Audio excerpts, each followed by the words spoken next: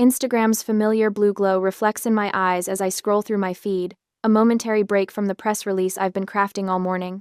Sunlight streams through the blinds of my Austin office, casting alternating bars of light and shadow across my desk. Another day at Whitmore PR, another deadline to meet. Then I see it. My finger freezes mid-scroll. I blink, certain I'm mistaken. But the image remains unchanged. My sister Amber, sunglasses perched on her nose, champagne flute in hand, sprawled across the bow of a catamaran. The turquoise waters of Turks and Caicos spread behind her like an impossibly perfect backdrop. But it's not the ocean or her designer swimsuit that makes my stomach drop. It's what's casually displayed in her other hand. A glint of gold catching the tropical sun. A rectangular piece of plastic with my company's name embossed along the bottom edge. My gold business card. No, I whisper, my fingertips suddenly cold. I zoom in, heart hammering against my ribs. There's no mistake, Whitmore Public Relations LLC, my name beneath it. My mouth goes dry. I feel a tremor beginning in my hands that has nothing to do with my morning coffee. 4 days ago, I sat beside my mother's hospital bed, explaining the new platinum card I'd opened. Margaret Whitmore had just undergone knee replacement surgery, her face pale against the sterile white pillowcase, her gray hair fanned out in a way that made her look suddenly older than her 62 years. "It's just for your rehab expenses, Mom," I'd explained, placing the small debit card in her palm. Small things, like medication, co-pays, and transportation. Tears had welled in her eyes. "You shouldn't have to take care of me like this, Shelby." "That's what daughters do," I replied, squeezing her hand. "It has a small spending limit. Just use it when you need it for recovery stuff, okay?" The memory dissolves as my office phone rings, yanking me back to the present. I answer without checking the caller ID. "Shelby, honey." My mother's voice comes through, strangely cheerful. "Have you seen Amber's photos? Isn't that resort gorgeous?" I told her to send me a real postcard, but you know how she is with remembering things like that. I grip the phone tighter, my knuckles turning white. "Mom," I manage, my voice unnervingly steady. "How is Amber's vacation going?" "Oh, she's having the time of her life. Just what she needed after that horrible breakup. The girl works so hard. My sister hasn't held a steady job in 3 years. And how is she paying for all this?" A hesitation. Just long enough. Well, I imagine she saved up. A vague memory surfaces, Mom asking for a second card months ago when I was buried in client work. A request I'd barely registered. Something about emergencies and keeping track of family expenses. Had I actually authorized this? I rack my brain but come up empty. I end the call with my mother and immediately text Amber. "How are you paying for all this?" The response comes almost immediately. "Thanks to your card, sis. Don't worry, it's gold." My hands are shaking for real now. I called my mother back. "Margaret," I say, using her first name, something I only do when I'm furious. "Do you have one of my business cards too?" A long pause. "I might have gotten a card for emergencies," she finally admits. I hear rustling then. "Yes, I have it right here." "And you gave one to Amber?" "Shelby. She's been so stressed lately. She needed this break." I grip the edge of my desk, steadying myself. "That's not your decision to make. That's my business account. Don't be dramatic. It's just a little vacation. You have a successful business." I hang up without responding and open my banking app. The numbers hit me like a physical blow. $47,612.19 in charges over the past week. Resort stays, designer boutiques, first-class airfare, spa treatments, all from the same IP address pinged from Amber's beachfront hotel. An email notification pops up. From the resort's concierge, confirming an upcoming sunset cruise for Miss Whitmore and guest. Attached is an image of the card on file. My full legal name, Shelby Ann Whitmore. I called my mother one more time. "Did you know about this?" "About what?" Her voice is defensive now, brittle. $47,000, Mom. That's what Amber has spent in a week." "It can't possibly be that much," she scoffs, but there's uncertainty creeping in. "It is. And I need to know if you knew about this." A sigh crackles through the line. "Amber just needs a break for once. You have a successful business." The words strike me like ice water. This isn't just fraud, it's identity theft wrapped in family guilt. The betrayal cuts deeper than the money. They've used my name, my reputation, my business credentials. I end the call without another word and turn to face the wall of my office. 3 framed awards hang there, recognitions from the Texas PR Association for campaigns I've built from nothing. Client testimonials. The physical manifestations of 7 years of work. This isn't just money, I whisper to the empty room, my voice hardening with each word. This is my name. The weekend stretches before me like a battlefield. My laptop screen casts a blue glow across my living room as Saturday morning light filters through half-drawn blinds. I've barely slept, my eyes burning as I scrutinize every transaction from the past month. The timeline unfolds with devastating clarity. The first charge, Louis Vuitton luggage, $4,200, appeared exactly 1 day after I sat at Mom's hospital bedside. While Margaret was still foggy from post-surgical painkillers, Amber was already swiping my gold card through a designer store's card reader. Jesus, I whisper, scrolling further. The resort booking predated Mom's surgery by 2 weeks. This wasn't opportunistic theft, this was calculated, premeditated. A plan set in motion while I was arranging Mom's hospital transportation and hiring a temporary nurse. I opened Amber's Instagram in another tab. Her latest post shows her lounging on a private deck, an infinity pool stretching toward the horizon. The caption reads, "Living my best life. Blessed. Luxury travel. VIP status." Each tagged brand is a breadcrumb trail of my stolen credit. My phone pings with an email notification from the resort concierge. I force myself to open it. Dear Miss Whitmore, as requested, all charges have been applied to your sister's business account. The champagne tasting has been confirmed for tomorrow evening. My stomach clenches. She specifically instructed them to bill my business, not just using my card, deliberately invoking my company name. My hands curl into fists, nails biting into my palms. Monday morning arrives with a clarity I haven't felt in days. The offices of Rourke Legal occupy the 12th floor of a downtown Austin building, all glass and polished wood. Maya Rourke, corporate attorney and occasional PR client, greets me with a firm handshake and concerned eyes.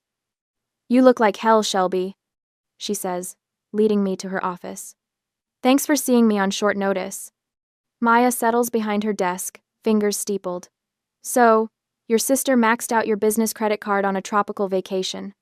I slide the folder across her desk, transaction records, screenshots, emails, texts, everything meticulously organized over my sleepless weekend. "I need to know my options," I tell her. Maya scans the documents with practiced efficiency. When she looks up, her question is direct. Civil or criminal? The word hangs in the air between us. Criminal charges against my own sister, my own mother as an accomplice.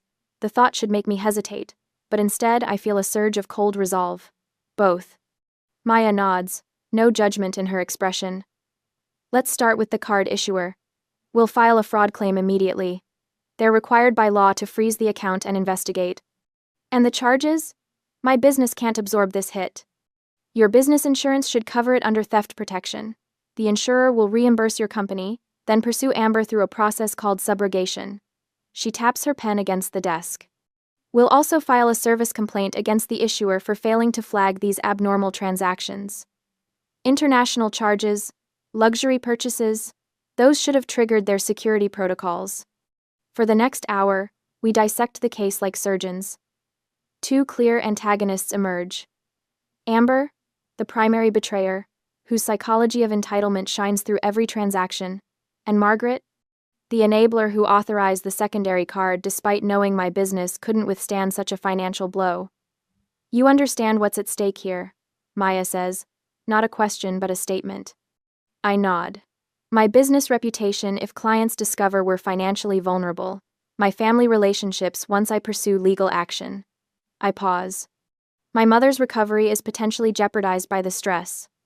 "You didn't create this situation," Maya reminds me. "They did." She drafts documentation for the card issuer while I stare out the window at the Austin skyline. Buildings I've spent years networking in, establishing my name as reliable, trustworthy. How quickly that could all unravel. My phone buzzes. Another Instagram notification from Amber, a sunset photo, champagne flute in hand, the ocean spread before her. Something snaps inside me. I type quickly. "I hope the sunset's worth it. The fraud unit will be calling soon." Her response comes almost immediately. You wouldn't dare. We're family. Maya glances over my shoulder and highlights the message on her tablet. Perfect proof of intent. Keep all communication. Don't delete anything. Back at my office, I implement immediate security measures. I change every business password, revoke all account access permissions, and create new authentication protocols. My office manager watches silently as I methodically lock down everything my sister might potentially access. When the building empties for lunch, I stay behind.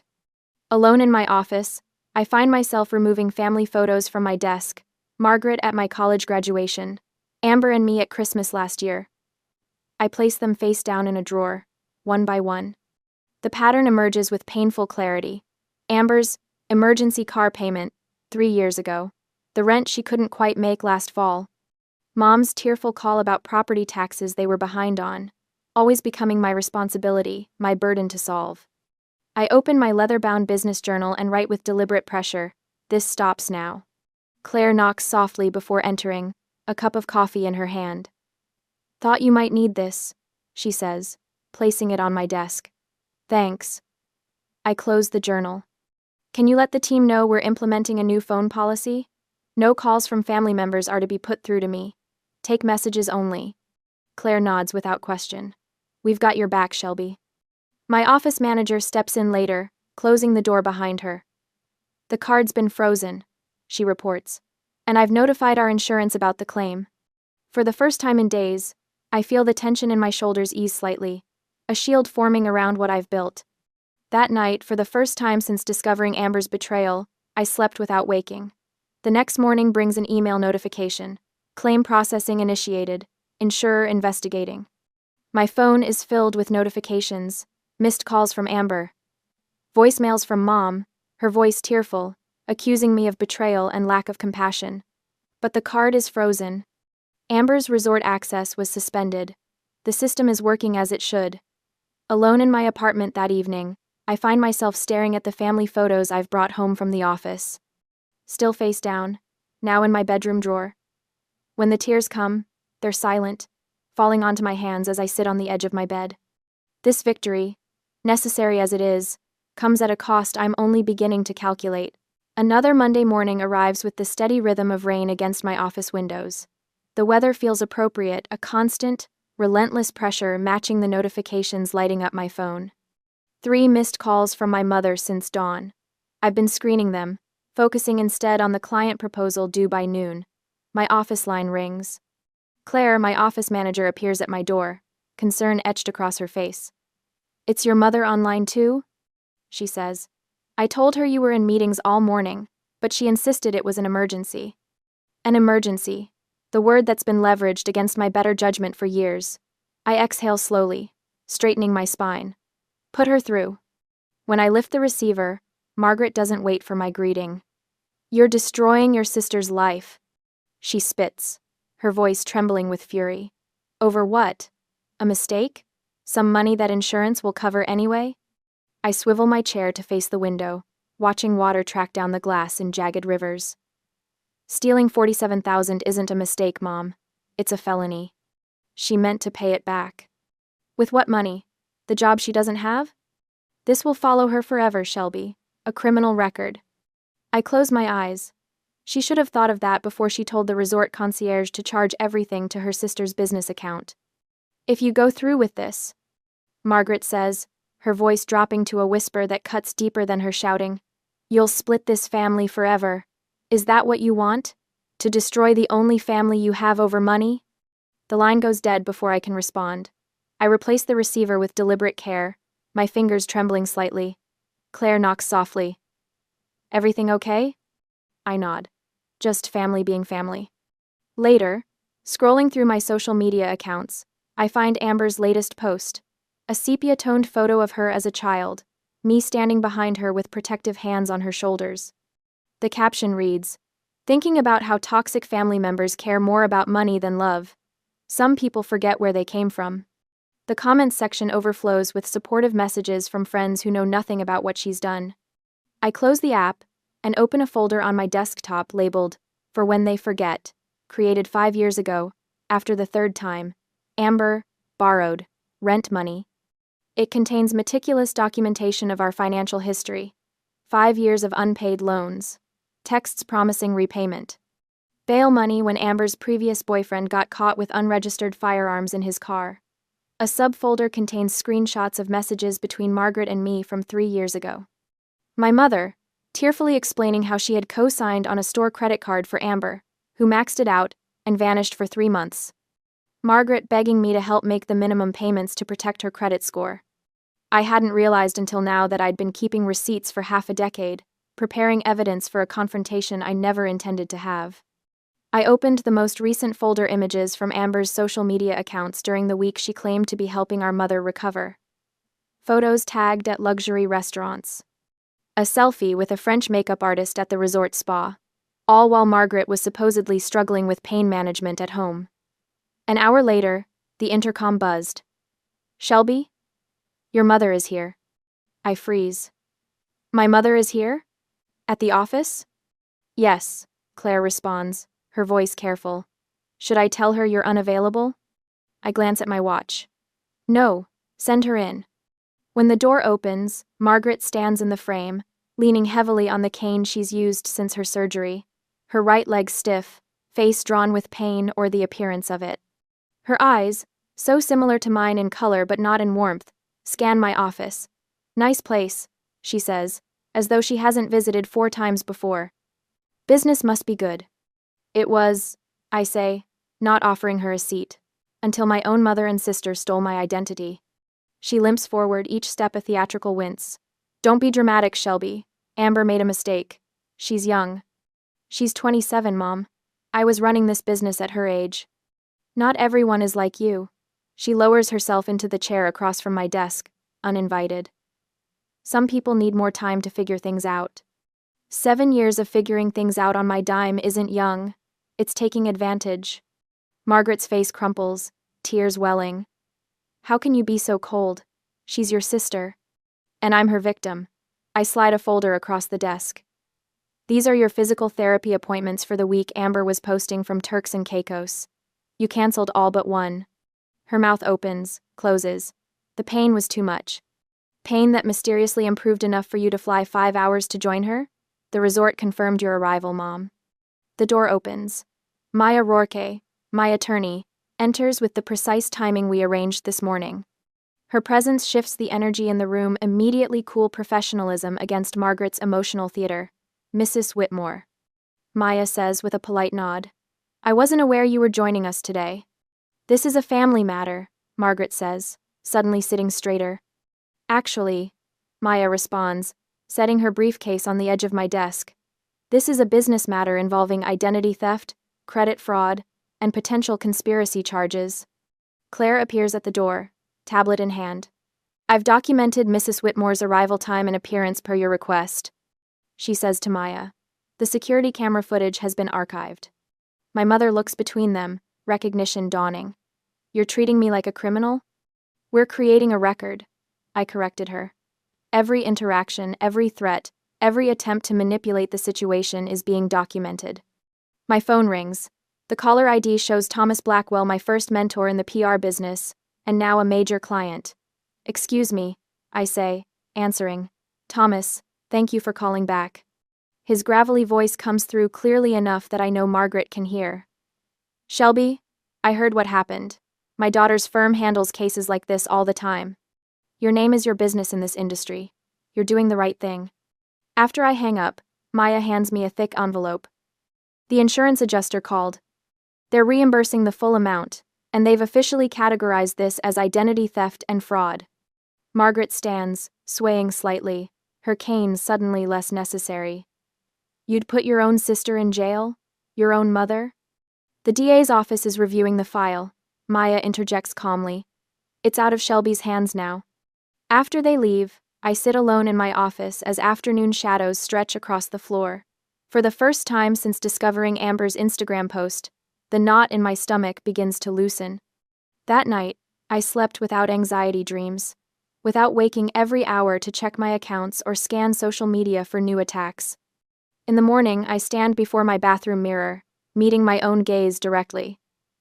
"I didn't destroy my family," I whisper to myself. I'm protecting my business. 2 days later, Claire forwards an email from our building's security company. Someone egged my car overnight. The security footage shows a familiar vehicle. Amber's boyfriend's dented Camaro with the Texas flag decal on the back window. Maya adds the footage to her growing file. We'll need cameras at your home, she says. They're escalating. That evening, a technician installed a doorbell camera and motion sensors around my apartment. I watch him work, thinking about how quickly security has become my new normal. Maya has drafted a temporary protective order, ready to file if needed. All communications are archived, all social media documented. Just after midnight, my phone chimes with an alert. Someone is at my front door. On my laptop screen, the security camera feed shows Amber standing on my doorstep. Her mascara has run in black rivers down her cheeks, her hair pulled back in a hasty ponytail. She looks younger suddenly, more like the sister I helped through her first heartbreak than the woman who stole my identity. My phone vibrates with incoming texts. Please just talk to me. I can explain everything. Don't do this, Shelby, please. Through the camera feed, I can see her boyfriend waiting in his car at the curb, engine running, headlights cutting through the darkness. Amber raises her hand to knock again, more insistently this time. Her face contorts with a sob visible even through the grainy night vision feed. My finger hovers over the alarm button on my security app. One press and the system will trigger, alerting both the security company and police to an unwanted visitor. One press, and there's no going back from whatever line we're about to cross. Family or business. Sister or CEO. Amber knocks again, harder. I made my decision. The security camera's red light blinked steadily as I watched Amber's face contort on my phone screen. Her mascara had begun to run, black streaks marring her flushed cheeks. Behind her, the porch light cast harsh shadows across features I'd once thought mirrored my own. Now she looked like a stranger. Shelby, please, she pleaded, her voice tinny through the doorbell speaker. Just open the door, we need to talk. I took a deep breath. Maya's instructions running through my head like a mantra. Record everything. Admit nothing. Keep physical distance. The camera was already saving this interaction to the cloud storage Maya had set up. I can't talk to you during an active fraud investigation. I said, my voice calmer than I felt. Any communication needs to go through the proper channels. Proper channels? Amber's voice rose an octave. I'm your sister. We don't need channels between us. This isn't personal, I replied, the words feeling strange yet right on my tongue. It's business protection. Her boyfriend stepped into frame then, his face tight with anger. Jeff, that was his name. The one who'd convinced her she deserved the finer things, regardless of who paid for them. Listen, he barked, leaning toward the camera. You've left us stranded. Do you understand that? The resort locked us out of our room. We had to borrow money to get home. That's what happens when you use a fraudulent payment method, I said, finger hovering over the emergency button on my phone. Fraudulent? Amber's laugh was brittle. Mom gave me the card. You've humiliated me in front of everyone at that resort. The manager made us pack in front of other guests.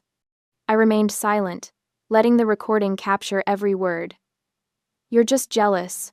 I finally had something nice. She spat, tears streaming now. While you hide in your office working yourself to death, I was finally living. Is that what bothers you? Before I could respond, Jeff lunged at the door, his fist connecting with solid oak. The impact reverberated through my entryway. Open this goddamn door! My finger pressed the emergency call button without hesitation. Police have been notified, I said evenly. I suggest you leave my property. The pounding continued, Jeff's face a mask of rage. I turned away from the screen, back pressed against the wall, and slid down until I sat on the cool hardwood floor. My hands trembled, but my resolve held firm. 14 minutes later, the flashing blue and red lights painted my living room walls. Through the security feed, I watched 2 officers approach Amber and Jeff, still on my porch. One officer spoke with them while the other knocked on my door. I opened it just enough to show my face. Officer, thank you for coming. The female officer nodded, notepad already in hand. Miss Whitmore? I'm Officer Daniels. Can you tell me what happened here tonight? Within 20 minutes, I had filed an official incident report, downloaded the security footage to the officer's email, and learned something that sent a chill down my spine. Your sister's boyfriend has a prior for assault and criminal mischief, Officer Daniels said quietly. We'll add this to the report. Would you like to pursue a temporary protective order? Yes, I said without hesitation. My attorney has the paperwork prepared. Later that night, my phone wouldn't stop buzzing. Texts from family members I hadn't spoken to in months, some taking sides before even knowing the full story.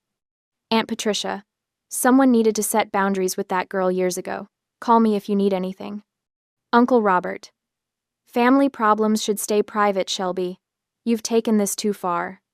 I scrolled through Facebook to find distant cousins I barely knew, sharing cryptic posts about financial abuse and family loyalty.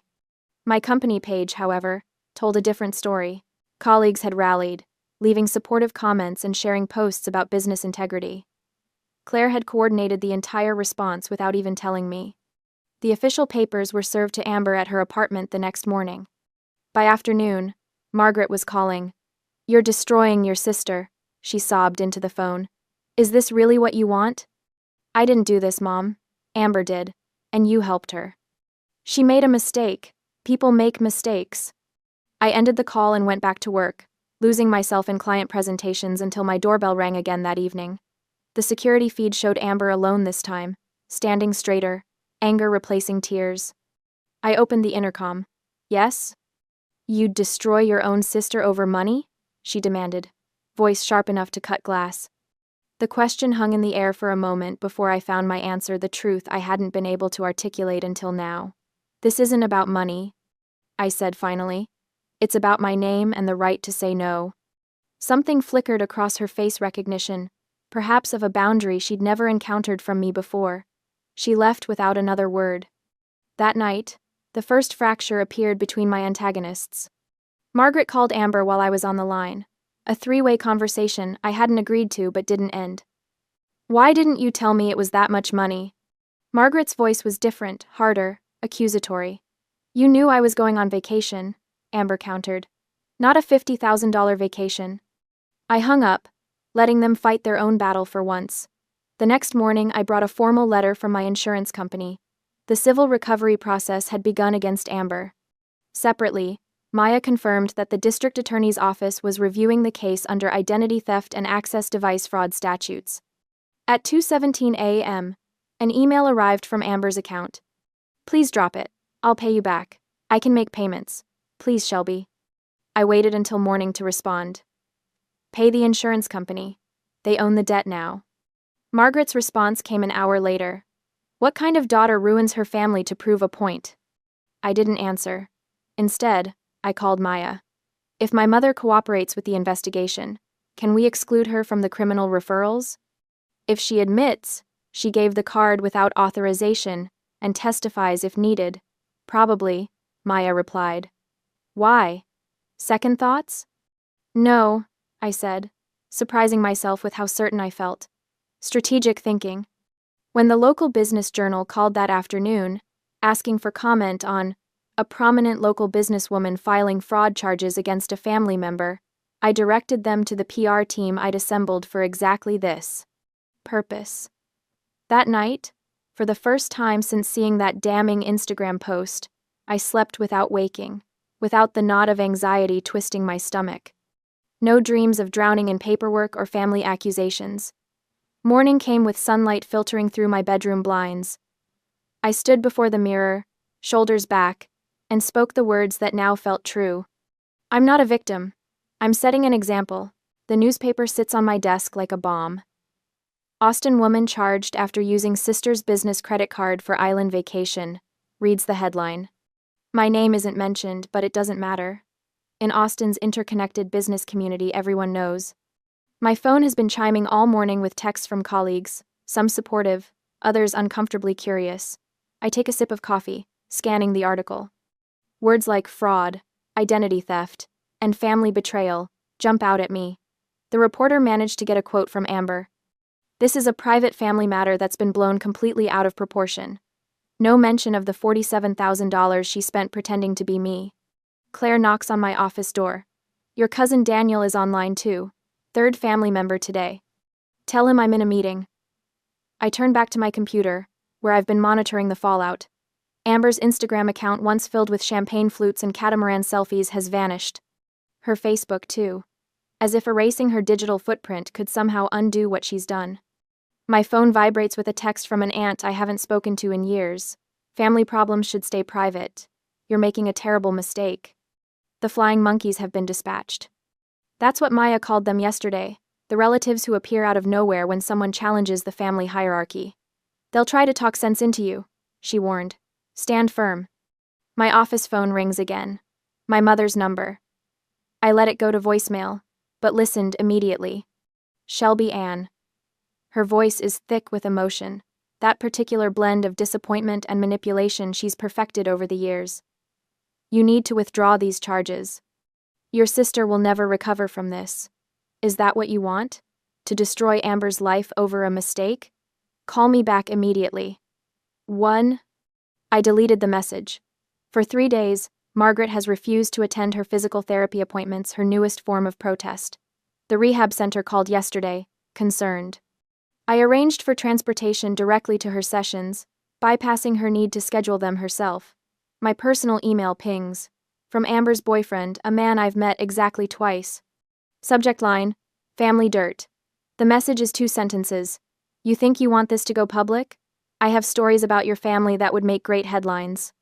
I forward it to Maya, adding it to our growing harassment file. The preliminary hearing is scheduled for next week, and every desperate attempt to make me back down only strengthens my resolve. A notification pops up on my screen. A new review on Google for Whitmore Public Relations. 1 star. Unprofessional and vindictive business practices. Would not recommend it. Posted by a blank profile created yesterday. My desk phone rings again, Maya. The insurance investigator called, she says without preamble. They've found evidence this isn't Amber's first rodeo. I grip the phone tighter. What do you mean? There were previous attempts to access your accounts.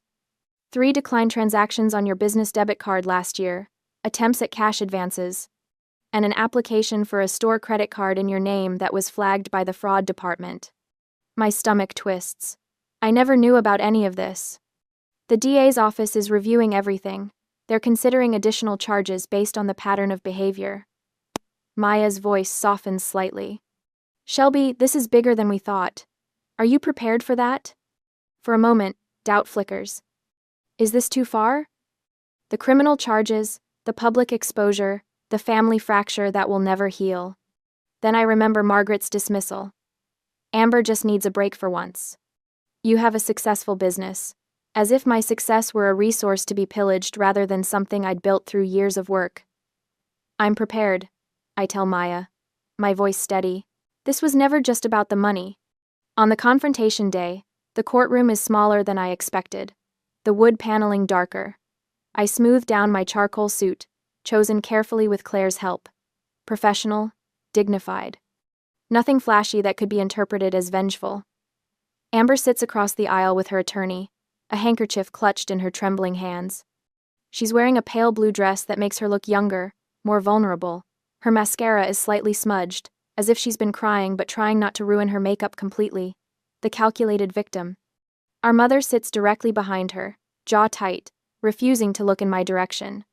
The judge enters, a woman in her 60s with silver-rimmed glasses and an expression that suggests she's seen every form of family drama possible. She reviews the file briefly, then looks up. Miss Whitmore, she addresses me, as the complaining witness. Would you like to make a statement?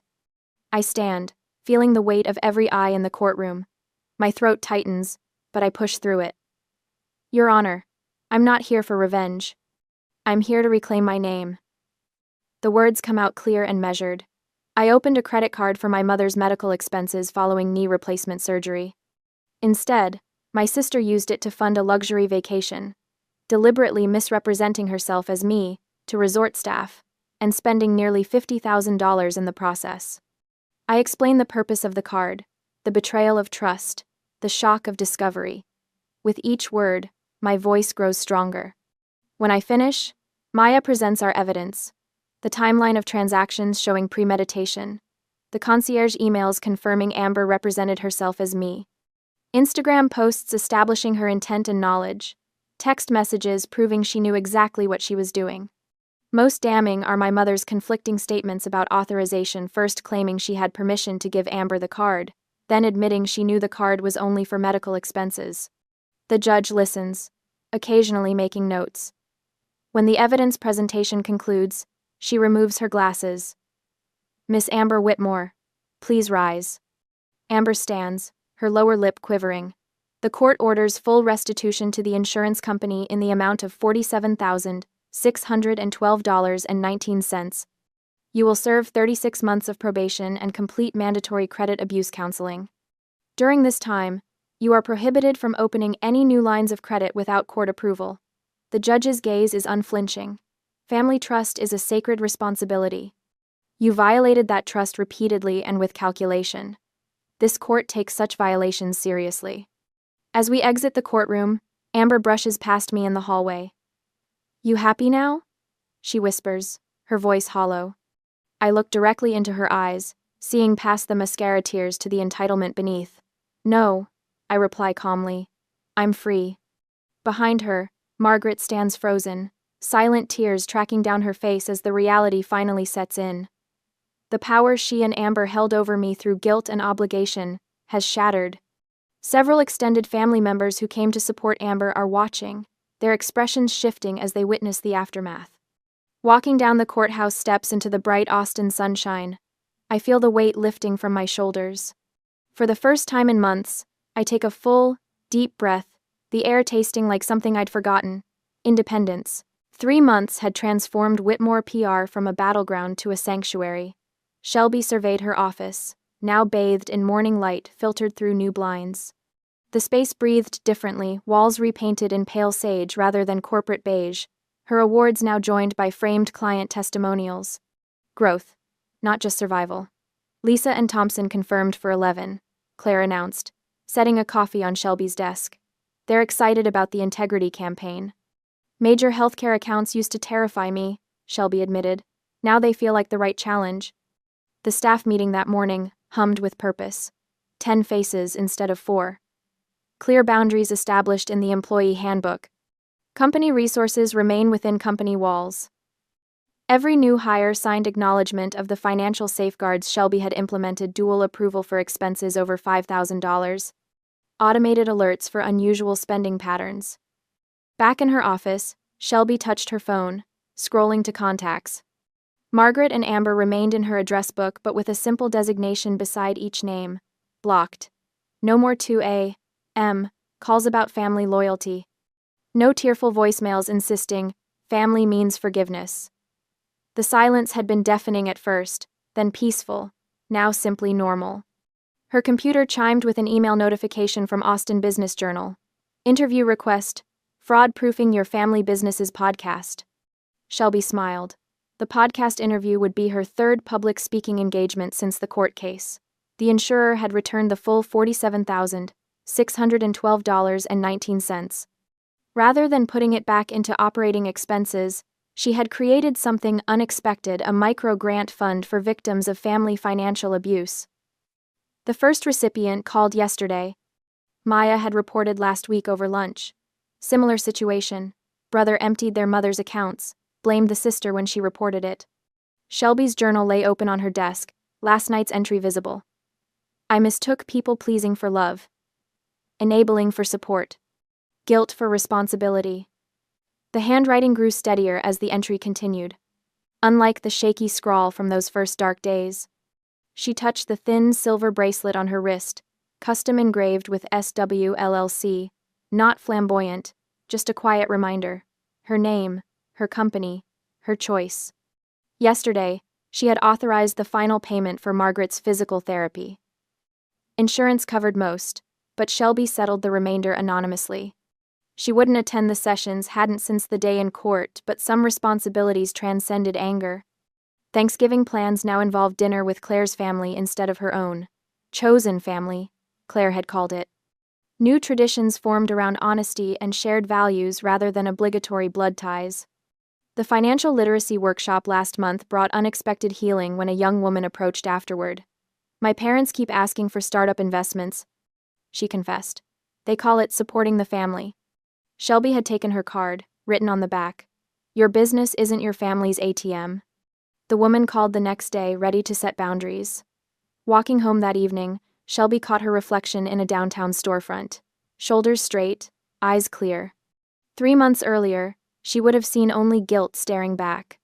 Crossing Congress Avenue, she spotted Margaret waiting at the opposite corner. Their eyes met briefly. Shelby nodded once, acknowledgement, not invitation. Margaret returned the gesture before the light changed and crowds separated them again. Forgiveness isn't reunion, Shelby thought, continuing homeward. It's release. The weight that had pressed on her chest for years, the crushing responsibility for everyone's happiness but her own, had finally lifted. In its place, the lightness of choice, the freedom of boundaries, the quiet confidence of owning her name. My name is Shelby Whitmore, she thought, unlocking her apartment door. It belongs to me alone.